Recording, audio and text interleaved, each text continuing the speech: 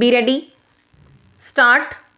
Per contra, learned AGA submitted that if the law enjoins filing of written objection prior to consideration of bail of a convict accused, then it also enjoins grant of time while considering interim bail. Stop. Learned AGA further submitted that if a thing is required to be done in a particular manner, then either it should be done in that manner or not at all. Stop. He further submitted that amendment was brought by the legislature so that convicts of death sentence, life imprisonment, or for a term of 10 years or more may not be released on bail easily without hearing public prosecutor. Stop. Learned AGA therefore submitted that no interim bail should be granted to the appellant without giving opportunity to the state council to file objection. Stop.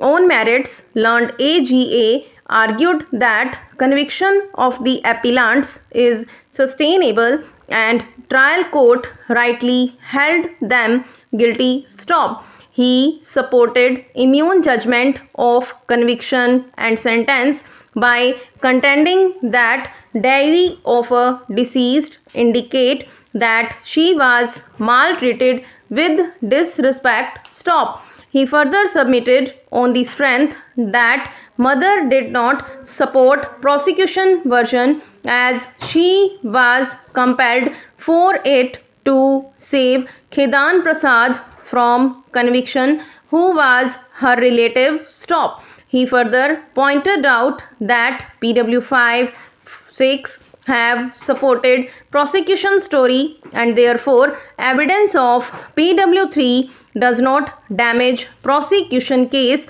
and for this he pointed out page 19. Stop.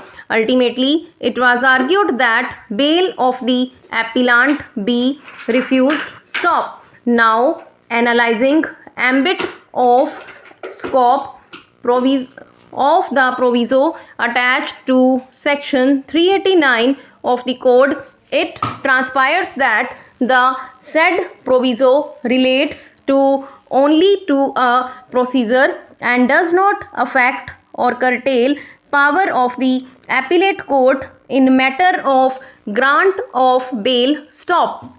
It nowhere restricts or creates an embargo on such a power. Stop. What it provides is only a procedure to be observed while considering bail of a convicted accused sentenced with death, life imprisonment, or imprisonment for 10 years or more. Stop. Thus, the legislative intent was never to curtail power of appellate court in matters of grant of bail, but only to hear public prosecutor. Stop. Scope of such a proviso therefore cannot be stretched to scuttle power of the court to grant interim bail. Stop. It was rightly argued that a proviso may carve out an exception but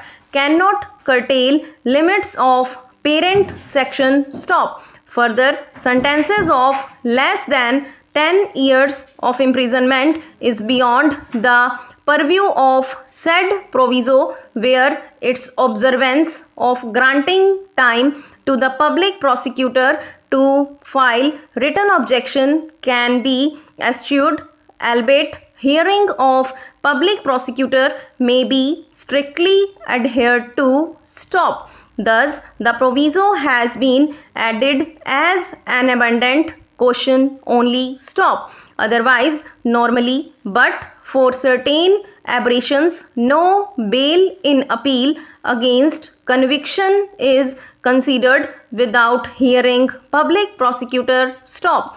mandatory character of granting time to file written objection and hearing public prosecutor has been enacted only to eschew aberration and block loopholes of hearing state councils in matters of grant of bail after conviction. Stop.